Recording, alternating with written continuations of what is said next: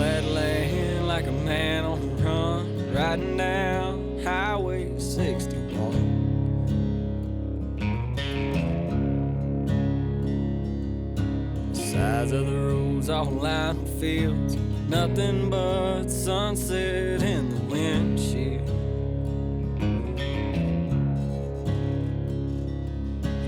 Feel it as soon as I ride into town. This is where I go to slow down.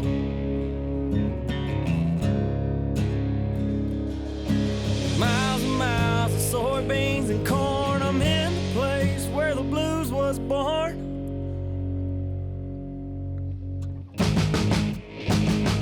About a mile from the big muddy river, place I'll always remember. Cabin on the lake and a fishing pole. Forever here I'll rest my soul. I can feel my worries drift away from being out in the sun all day.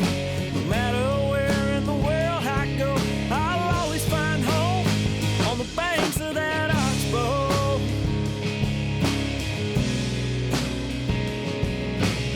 What's up, guys? Brad Chappell back to you at the Grizzly Spring Show 2024. And we got a great subject line that we'll kick out, but go ahead and introduce yourself there, Brian. I'm Brian Young. I'm from Eufaula, Oklahoma. Owner of Eufaula Boys Guide Service. Eufaula Boys. Them Eufaula boys. 23 years, so the last 3 years full-time. 20 years before that, I was a school teacher and a football coach. I remember the football coach stage. Yeah. That had to be fun. It was fun. I miss it at times. Well, today we want to really talk about how to find fish in the springtime on a new lake. It's a subject line that a lot of guys are traveling and going to these different lakes across the country. So we want to kind of help them out on some different keys that might help them catch fish. Okay. That's what we're about here. That's right. Is catching more fish and teaching folks. But one of the major things that comes to your mind when you go to a new lake, what are you going to look for in the springtime? Now, I'm not going to throw out the whole year-round scenario. Right. I'm going to just key in on the springtime. What is a basic area that you want to start out looking for crappie? I want a basic area. I want to start off probably the shallowest places in that lake. And I tell people, I break it down as they're going to go spawn in ponds first, because that's a fun time catching spawning crappie in a pond. But that's the first place they go because the water's shallow. And then we're going back in those creeks where you look at the depth of the water. If some areas of the lake's going to be shallower than the other areas of the lake, and those fish, don't think those fish hasn't migrated back there. Those fish start that migration a lot earlier than we think they do. So if you're, typically you follow that channel, they get into the secondary channels, you're going to find them from the main channel to those spawning areas. Now, river systems are a little bit different. A deep, clear lake's a little bit different. So it's all the same scenario, but now we're learning that crappie, they spawn not only up on the bank, but in vegetation, rocks, and standing timber, things like that. I live at Eufaula, great big lake. The spawn lasts 6 to 8 weeks. That starts way back in the creeks and then out towards where the dam is, where the deeper, clear water is. Starts about, I'm going to say March, and goes all the way to the 1st of June with catching the males up on the bank.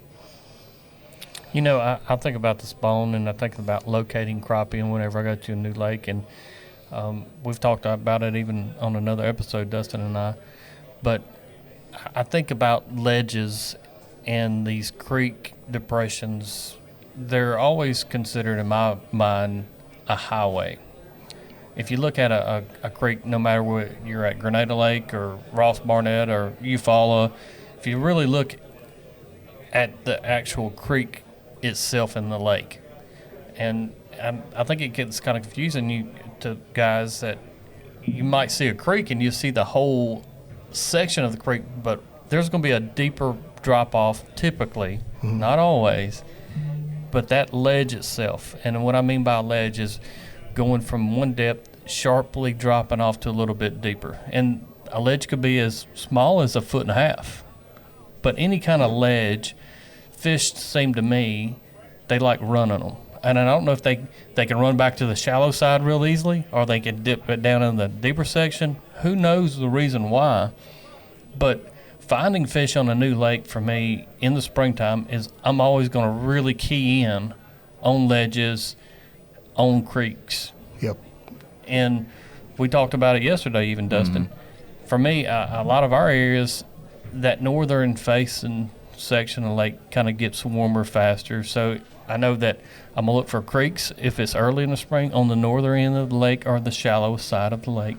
Yep. And kind of work my way back as I stair-step down on creek ledges further down I'm the always lake. saying everything, especially new lake, any lake in the spawn, everything revolves around channel for me. So I'll start in the main channel, and I feel like they'll hit those secondary creeks you're talking about, Brian. And I'll hit the secondary creek, and I probably won't come out of that secondary creek from now until June. I mean, it just seems like they're using that as a highway back and forth from the main lake up the creek, and you're going to hit all that spawn in those secondary creeks. Thankfully, lakes have several of them, and most all of them are going to hold fish in the spring. So I will revolve around that channel. I'll see flats off of that channel, and just any type of, I guess, contour that's going to look good to me. But it seems like at Grand, being a deeper, clear lake, you'll have fish still in the spawn in like 40 foot of water. They just may not be sitting very deep, but they're staged out there just waiting to peel up 50 yards to pull up to the bank. So all the creek channel, you can find fish all spring in the creek channel. Well, it's like all of us right now. When we go home from the Grizzly, we're all going to hit on some kind of major highway. We're not going to hit these little back roads and kind of, it might take you normally 6 hours to get home, but if you hit all the back roads, it might take you 2 days. Exactly. You're going to hit a major highway going to your destination, especially long distance. We're all that way. These crappie do pretty much the same thing. If they're in the main lake, they're I-55 or I-40, whatever it might be that you're using around your house. Those major creek arms and those major ledges are their major highways. That's right. Some of the, and to touch on this, depends on the area. Like Eufaula is so big. There's 26 bridges on it. They pattern differently in different areas. So they say, well, it's the size of 5 different lakes, but really it's the size of a lot more smaller lakes put together. So from bridge to creek, bridge to river, or bridge to bridge, those fish, they live in that area. They live differently. So I'm going to look, and that's the thing about being able to see them now and see the movements. We have areas where the creeks are the deep water. So they went from the lake to the creek in the winter. They're already in there. Now they come back out to those spawning flats where those ditches and that main little channel that comes out there. Now they're running out there and they're getting on all that spawning real estate. But they went back in that creek, back in that river in September and October. Them shad have gone in there so you got to look at where the deep water is. So it may be different for like Grand Lake and Dustin, where Dustin's at in the middle of the lakes, the deep part, and those coves and pockets is where he's targeting. For me, I may have been in the creek all winter, and then in the spawn, I come back out where those flats are at, where those ditches, and they're using those ditches and creek channels to go to those spawning areas and those stumps and those ledges you're talking about, stake beds and brush piles and stumps and, I really think that no matter where you're at, if you've got any kind of I love the term ledge, and I really, when I started crappie fishing, competitive tournaments, whatever, 15 years ago, I knew to always focus on ledges because it never let me down. And I think that if you really focus on some type of ledge, and it could be a shallow water ledge, deep water ledge, crappie are on ledges. That's just the perfect scenario. And it seems to me too that and Ross Barnett, where I grew up and still guide on, that lake was originally a river system, and it had a lot of little oxbows set off to the side of it before it flooded. And what happened was, when they flooded it, those oxbows were naturally already deeper than the waterways around them, and that's where they left all the timber at, because it was next to those waterways, those little oxbows being flooded. But you can always find, not always, but I'm going to say typically find the structure that's left on these reservoirs on those creek ledges and these oxbow ledges, because they wouldn't cut them. They had no need to cut them down. So you're going to find more structure in general, I would say, on the ledge in any kind of depression, a little bit deeper water. Agreed. It's funny that staging area, and we had talked about different things, but in a depression, and then we got to think about what makes the fish comfortable. You know, that fish is comfortable on a stump. He's comfortable on the bottom. But when he goes to the bottom, they said, well, I can't see them when they're on the bottom, and that's a hot topic amongst all the guys around the nation, is there's always a place where if they disappear on the bottom, they feel real comfortable right there. And you say, well, I was in there at 9 o'clock, and I didn't see any, but I come back in there at 11, and then they come up off the bottom. Well, we forget sometimes that the biggest structure in the whole lake or river system is the bottom. It's a different soil thing. It's a different soil thing. That's right. Yep. What about tacking ways to actually catch fish during the spawn when it comes into a new lake? Do you look at watercolor and say, all right, this water's clear. I'm going to start out with more natural tone baits. Kind of what's your general mindset when you go into a new body of water and you're saying, all right, I'm going to put out a jig. I'm using jigs today. What colors am I going to start with? And we'll all three go through that. Man, go ahead, Dustin. Okay. I just love you talking about the spring. I love that time of year because I can grab the big bad jig and the big bag jig head, and I can swing it out there to those fish, and normally they're going to be aggressive enough and mean enough to eat it. So I'm grabbing a pretty aggressive jig, and I'll probably go with a full-size slab hunter. It's one of my favorite ones to start out with the spring, and I'm swinging it at them and dragging that thing right across them with that big tail and letting it kind of just shimmy across them, and I think that's a killer spring setup, is just going big. I like to finally get something aggressive. Color-wise, throw some colors. Yeah, well, muddy. Yeah. Light conditions. Let's break it down a little more. Okay, I'll go with color. It's so funny that I'm always posting on my guide page what colors and stuff, but for Grant, I'm always going live minnow. I love a live minnow or bleeding shad. Those two, it looks just like what they're feeding on. I'm matching the hatch to a T, and it's hard to beat that on Grand with these fish the way they are. In the spring, they're kind of schooled up, and they're chasing bait fish. So when you drag a bait fish looking style bait across them, it's tough to beat. So I'm going with a bleeding shad, live minnow, and why don't you choose one over the other? And those are two different colors, they're two complete different colors, yeah. They're very natural looking, though. But one's more of a wounded looking, one with a little bit clearer, and then one's got a little bit darker version to it. So a cloudy day, I'm going with the live minnow, and then a sunnier day, I'm going with the bleeding shad. You're really making me get in there now. I know. You knew there's more to it than just the color. I knew it was a little bit more than that. Yeah, and then and if that don't work, it normally does. But if it doesn't work, I would go with something a lot darker, like a. Oh man! Come on now, I'm I putting you on like the the spot. fried shad. The new fried shad colors is what I'm kind of talking about on that. You got a almost black body. It's not black, but it's got that hologram. Dark, yeah, and an orange tail to it. Just something a little bit more aggressive colored can get their attention a long ways away in clearer water too. So I might be tossing some of that this year for sure. That's caught my eye. That's my 3 anyway. Okay. Yeah. Man. You didn't know you was going to get this much pressure. I didn't know I was going to get this much pressure. I can tell he's like, man, they're putting it on me. I didn't know if I was going to think this hard. Yeah, exactly. I'm putting it on him. So, Eufaula's huge, but I live on the north end of the lake, and nobody really knew about that till the national championship last fall, you know. You went wrong. But it's muddy. I mean, for I'm going to say 9 months out of the year, we're less than a foot to 2-inch visibility, and sometimes no inch visibility. Right? No inch visibility. Best bait in super muddy water, black hair jig, and I try to move it all black. Move it as much as you can to make that fish feel. And at that point, that's debatable. Yeah. Does color really matter when it's that muddy? Talking out there, I've heard a couple people saying the most underrated color is an all black. That's it. Black from top to bottom. And I think brown is too. Yeah. Brown. Oh man. Dark. Speaking of brown, Purple. pecan cream, baby. Yeah, Pecan cream, Bobby Garland. That's a killer brown color. But no. With you saying that, does color really matter? We've been doing nothing but talking about that lately, and I always bring it back to, we always say presentation is the biggest thing. That's right. But color is a part of presentation. So I feel like color gives the bait a different, I guess, a different shade to them. Like if I'm using visibility. if I'm dropping a pink in this lake, If I'm I'm dropping not. a pink in, well, listen, if I'm dropping a bright pink in your lake with that muddy water, they ain't seeing pink. Yeah. But it's giving them a different something. It's going to show them a different color, like a different shade, I guess, if you will, in that muddy water than an all black wood or super clear bait. It's not. You're not going to see the hard wall of the bait. It's going to be clear. It's going to be more see-through.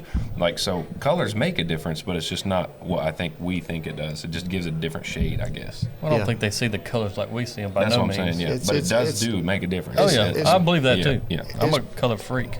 So the two hair jigs is all black, and then if it's a cleaner All than black. that, and it's the gray ghost, and that's no secret. You know, it's a lead head, silver body, gray tail. But for me, the guide trip happens in the morning. But when the sun gets up and those fish start to lift, they're feeding on something big. So for years, for me, it was, taught, they had the beaver bottoms and then the slabs, 3-inch slab slayers. Now, with the slabs tackle, we got a bait called a slab shad, and it's more like a fluke. And the other day, yeah. they come up, and we were putting that shad bait on them, and they wouldn't really react. And then I turned it sideways and presented it like a dead shad, because we've had a shad kill the last 10 days. Been floating shad everywhere. And teaching clients how to slowly, and with no wind, when they're 3 or 4 or 5 feet deep, and just ease that bait right to their nose. And then for some reason, that Right. profile, just changing it that much. And so there is no wrong way to hook a jig. So, Yeah, I mean, you for got to sure. you got to Your niche trial and on 'em. error, Yeah. find out what it is. But color-wise, man, it's hard to beat orange and chartreuse on my lake. Bright chartreuse. And pumpkin chartreuse is probably the most versatile color with a pro-built purple head or an orange head in my lake. That's probably That's the just like number one Halloween color. when I hear that combo. Yeah, yeah. You know, All right, it's so what's the Halloween. name of this? Do you just say all black hair jig, or do we got a name for that? We got to come up with something for the all Man, black. I don't know. Midnight. Well, I Midnight. know Bobby Garland's got midnight, but what do we call all black hair jig? Just midnight. All black Let's hair. call them Midnight all hair. midnight. You know what? Everybody does it anyway, so we might as well copy our color names. I don't know what it is, but it is. That's just like monkey milk. It cracks me up because monkey milk. Bobby Garland original monkey milk. I can go out there and find 50 different monkey milks. They all monkey milk, but it's just like, well, That's just a good color It's combo. just a good But color. I had Ronnie Turner's, and he does plastics, and the new owner of Pro Built Jigs now. So he been doing plastics for 10 years. So I said, send me some clear baby shad, that profile, just All to clear. see. Yeah, I bet you whack 'em. They whack them. Yeah. Oh, you've tried it already? Yeah, Oh, I they do. bet. He has one called Even in ice, muddy water. Ice minnow. It's clear. It's got a little bit of flake in it, but that's it. Yeah. And it's kind of crazy. it's a mix. It's got maybe a little monkey milk on top, but it's clear. It's a clear bait. So. Yeah. See, I I've don't used know. midnight at Grenada before when it was real muddy, and it's great. I know Eric Cagle, we've both used that bait before, and he kind of turned me on to the all black thing at Grenada. He's like, man, it's underused. My basic scenario goes back even to the bass world. Bright days, bright colors, a lot of glitter, and then darker days, I like darker colors, not as much glitter. And you think, well, what about the partly sunny days? And that's kind of Yeah. where everything else you can throw in the mix. But I've learned even through pulling crankbaits years ago that it's always just a starting reference point. Sure. And I think people get out there and they might say, all right, it's a very dark day. I know I've got to catch them on all these dark color baits. And then all of a sudden, at the end of the day, they ain't caught any fish, and the guy next to him might have limited out on a light colored bait. And I've seen it happen. But I think when you think about colors and which ones to start choosing from, use some kind of system to eliminate a whole shade of colors. And that's where I've always done anyway. Am I going to sit here and say it worked every single day and it's nailed that Yeah. color? No. Absolutely not. Yeah. But dark days, I start out with dark colors. I don't like as much glitter in it. If it gets sunny, bright outside, I'm going to use more natural colors and brighter colors. And water conditions, as far as clarity, can play a role even in that decision-making process. But I like glitter whenever it's sunny. I don't like as much glitter. And it's, like I said, I'm not going to live and die by that either. And I think a lot of people will live and die by colors by just whatever scenarios They ain't they biting got. this, they ain't biting Yeah, nothing. they ain't gonna bite Yeah. nothing. Yeah. But I've learned too many times that it can throw it out. I recall pulling crankbaits at Enid Lake years ago. Bluebird, sunny day, and we start out bright colors, natural tone colors, pulling crankbaits that day, and really wasn't doing too much. And actually, Kent Driscoll, which I see him from a distance from here right now, he was pulling cranks in the same area, and man, I seen him keep catching fish, and I was like, what in the world is this guy doing that I'm not? Get over by him. I don't know if I hollered at him or called him or whatever, and I was like, hey, what are you doing? And he's like, pulling black crankbaits. Oh, there it Bright is again. sunny day, Yeah. just totally solid black. That's crazy. I mean, no glitter, no nothing. Black crankbait on a bluebird sunny day. That's funny. Absolutely. But that's really, I was just about to leave to go home. Until you switch to black. And just thinking they're just not biting. Yeah. Because that would have been my mindset, would have been like, oh, they just didn't bit today. The bite wasn't happening. Yeah.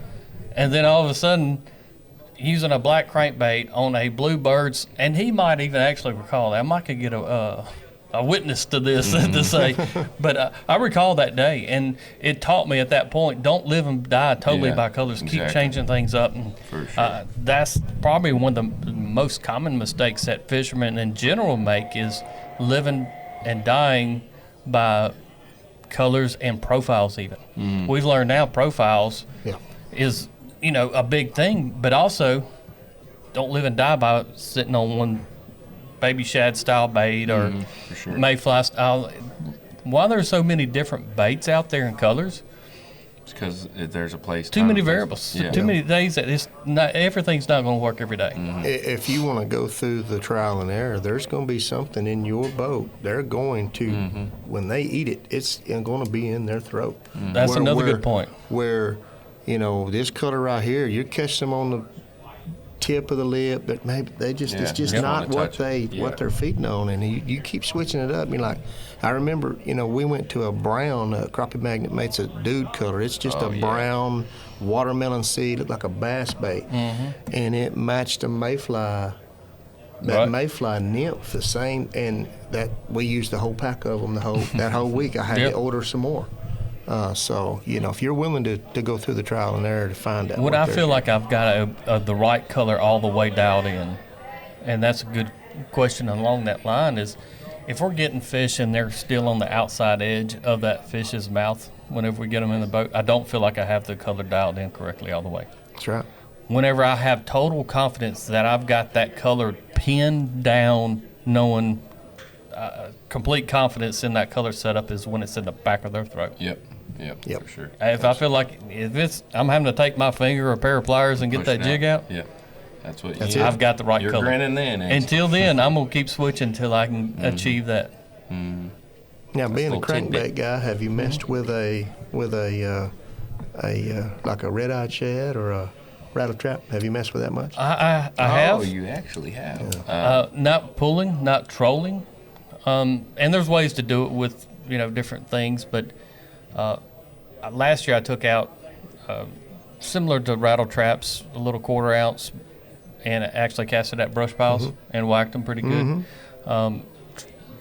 Crankbaits is a whole nother subject line too that can go forever, and done it forever. And I love doing it still. Got people wanting to come back. Actually, I had a guy ask me today about a crankbait trip, but colors are very important even when it comes to crankbaits too. Yeah, and the amazing thing is, and I'll do it with the scope, and especially in muddy water situation, and you're shake. I have to shake it the whole time. Oh, yeah. If you quit shaking it, they don't. It's like they lose Yeah. it.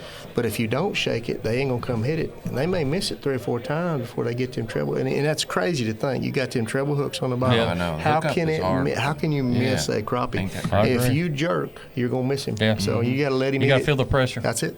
That's That's it. same with like a spoon is a hard hookup ratio with crappie. It seems like I You struggle. use a spoon a lot. Some, not a lot, but I have, and they will knock the fire out of it, and then I That's can't. profile, I think. I can't get them to hook. Have you noticed that? Yeah, I mean, played they with will- some last year. It's not called jellyfish, is it? What? Yeah. Okay, jellyfish. Yeah. Okay, that one right there.